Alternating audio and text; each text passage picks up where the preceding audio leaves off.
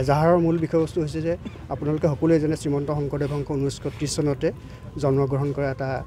ধৰ্মীয় সামাজিক সাংস্কৃতিক এটা ৰাজনৈতিক অনুষ্ঠান আৰু এই শ্ৰীমন্ত শংকৰদেৱ সংঘৰ আমাৰ এখন সংবিধান আছে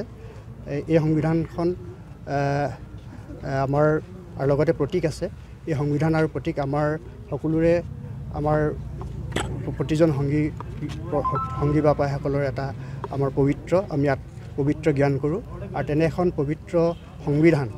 আৰু প্ৰতীক আমাৰ যোৱা 27 ফেব্ৰুৱাৰী তাৰিখত সোণাৰী নগৰৰ 17 ফেব্ৰুৱাৰী তাৰিখত সোণাৰী নগৰৰ মাজমজিয়াত টাই আহোম যুৱ ছাত্ৰ পৰিষদৰ কৰ্মকৰ্তা উদীপ্ত গগৈ সহিতে কেইজনমান সহযোগী কৰ্মকৰ্তাসকলে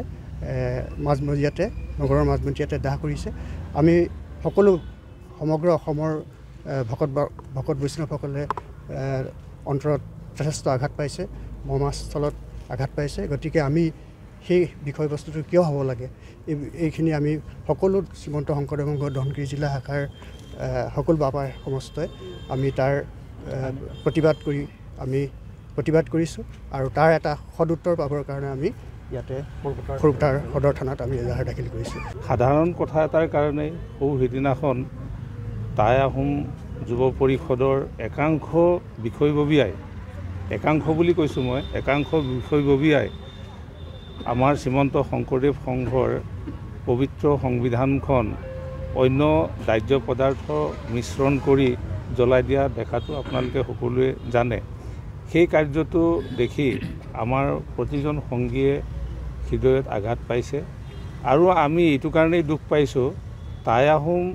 যুৱ পৰিষদেই হওক বা আহোম জনগোষ্ঠীয়ে হওক আমি সকলোৱে একেখন অসমৰে জনগোষ্ঠীয় মানুহ আমি যিমানেই পাৰোঁ সিমান মিলি থাকিবলৈ বিচাৰিছোঁ কিন্তু মাজে মাজে এই সংঘাতবোৰ অহাৰ কাৰণে সমগ্ৰ অসমবাসীৰ কাৰণে এটা দুঃসংবাদ হৈ পৰিছে এইটো ইমান এটা ভাল লগা নাই যিহেতুকে আজি আমি ইয়াত আহিছোঁ যদিও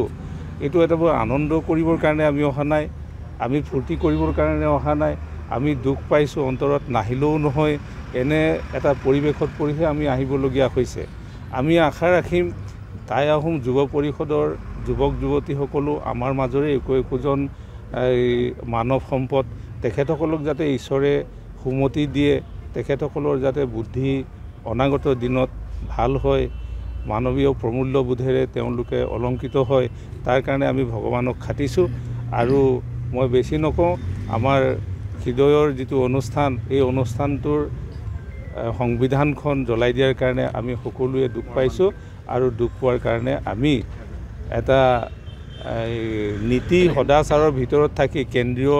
সমিতিৰ নিৰ্দেশ মৰ্মে আমি ইয়াত